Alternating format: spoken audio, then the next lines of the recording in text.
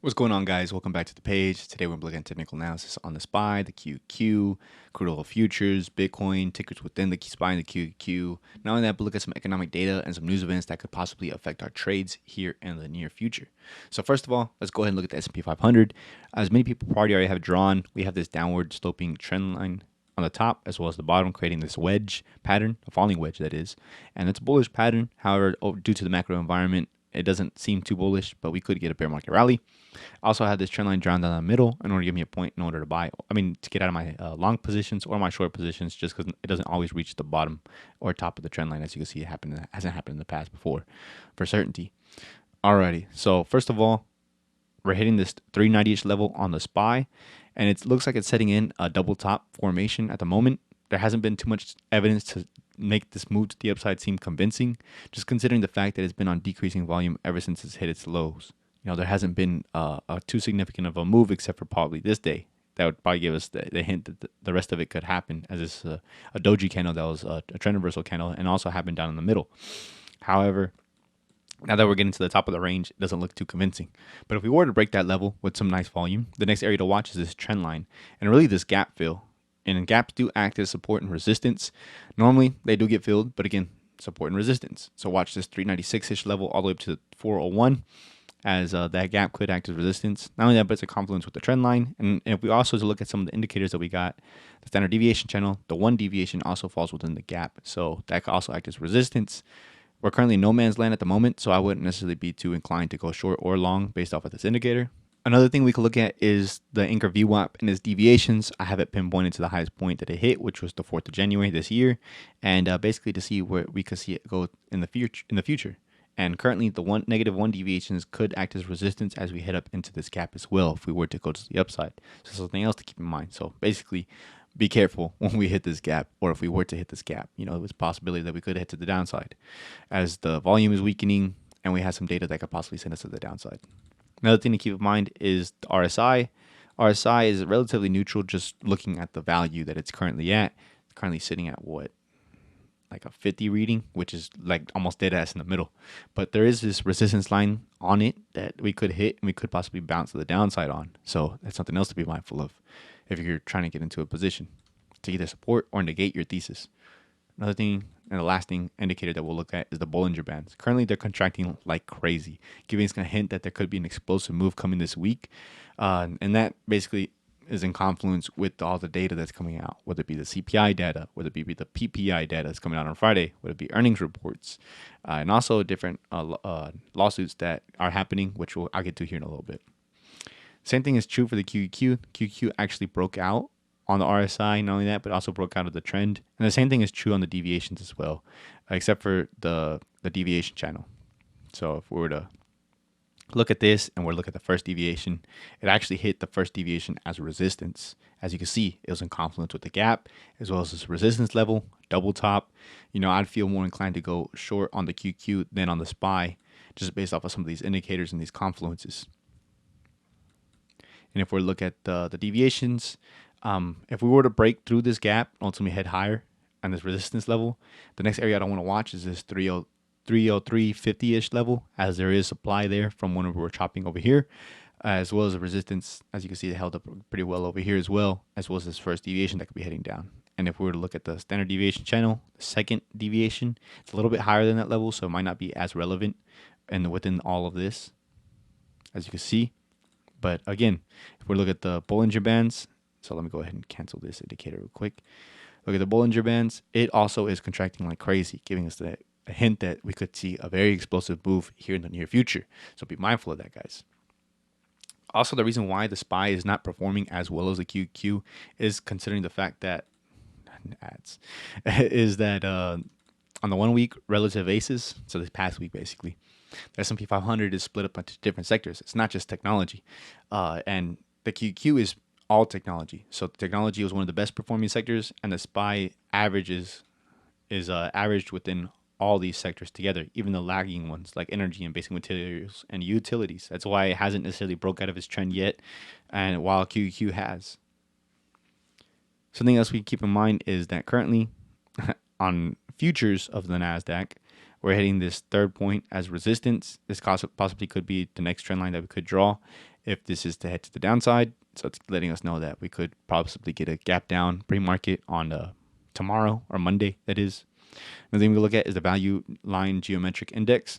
Basically, if you're taking North American stocks, it's primarily US and Canadian. And if you were to average them out equally and weight them equally, this is the type of charting pattern that you'll get. And usually I try to look at this for divergences. Currently, it did not set a higher high or it has set a lower high actually. And you could definitely tell while the S&P 500 was relatively flat, a slightly lower high, letting us know that the market's weaker than the big tech stocks, as also confluence with this. But the thing is that you could think of is that if these tech stocks were to go down, we could see some significant downside, considering the fact that the rest of the stocks within these indexes are already heading down. Another thing to keep in mind is the put to call ratio. Currently, we bounced off of this level at the moment. And what is that, week of the 21st and 2022?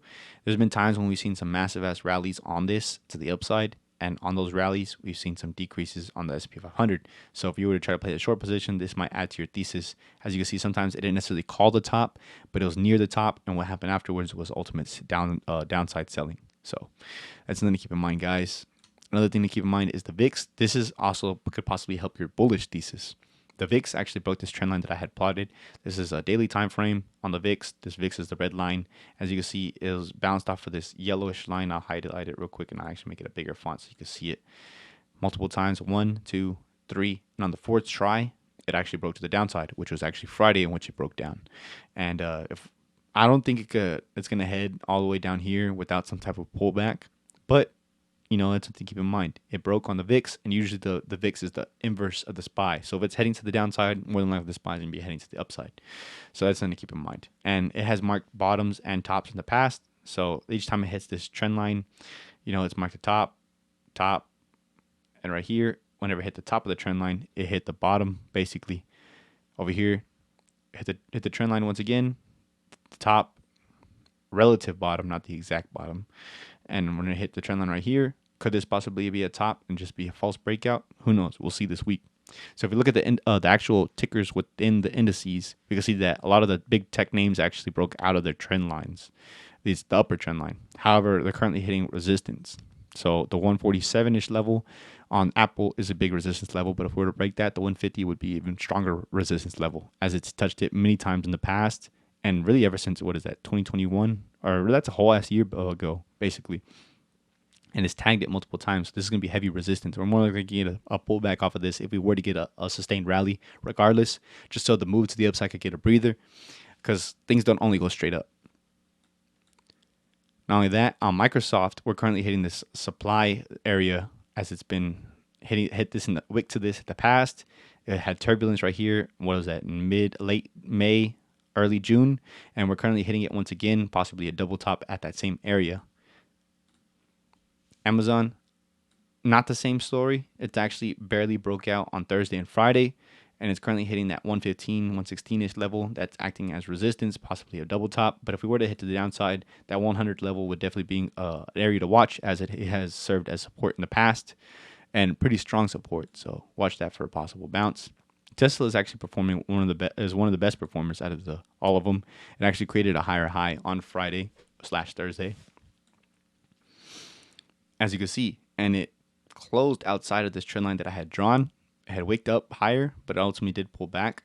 Something to keep in mind is that RSI trend line is still holding. It hasn't broke out of that. Not only that, but there's actually a lawsuit going against, I don't know if it's Elon Musk or if it's Tesla, just considering he used some of his Tesla shares as collateral for Twitter if he wasn't able to pay his share for Twitter.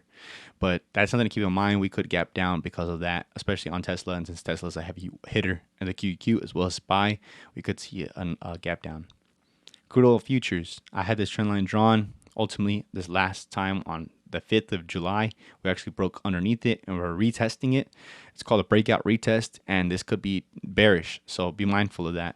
And also be mindful of that within the business cycle. I haven't talked about that much on this page, but usually when we see commodities go to the downside, that's a hint that we could be seeing not the bottom, but be close to the bottom on the market, but the economy could be peaking out at that point. So this is where really we could see, the economy really start heading down when with regards to maybe possibly unemployment, with regards to earnings of individual companies, with regards to expansion slowing down, debt taking out by companies going down.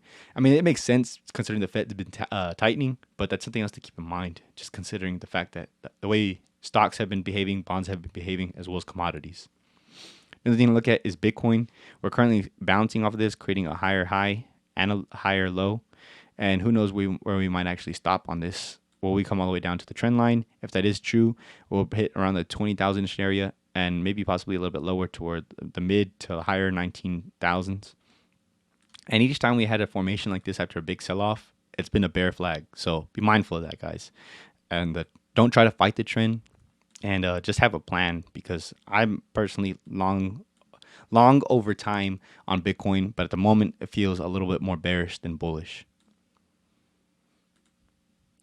And really the main thing that I'd be looking to in order to not necessarily catch a bottom, but to catch a bottom, is whenever inflation peaks out. So once inflation peaks out, then I really start trying to put some long positions on really a lot of different types of things, whether it be cryptos or whether it be within the stock realm. And some things to be mindful of that could add to that part that where I'm talking about is the CPI data release that's going to be going on Wednesday. We have CPI data for year over year and month over month being released. Not only that, on Thursday, we have the PPI, and we also have retail sales that's coming out on Friday as well. So definitely a lot of economic events that are be coming up. Also, we have earnings reports. The banks are starting to report their earnings, as well as TSMC. And TSMC is a semiconductor name, so that could definitely affect names like NVIDIA as well as AMD if they have bad earnings after all, or good earnings after all. And this basically, the banks set the tone for what type of earnings cycle we're going to be having. If they're predicting bad things, more than likely the rest of the tech stocks and the rest of other stocks are going to be performing bad, which would bring down the SPY and the QQQ. So pay attention to what type of earnings and type of predictions they have for the near-term future as well as the long-term future.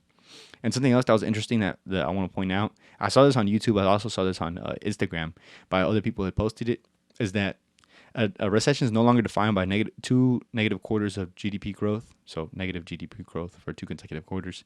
However, that's considered a technical recession, and people are going to eat that up. The media is going to eat that up, so be mindful of that, as if we were to get that type of print, it's going to be bad for the markets, or more than likely going to sell off. And that's going to be coming, the actual release, the actual print of this is going to be coming in late July. I believe it's July 28th or something like that. So be mindful of that, guys. But apart from that, I really don't have too much more. Good luck with y'all's trading. Best of luck. And hopefully these indicators and this TA helped out in some type of form or fashion.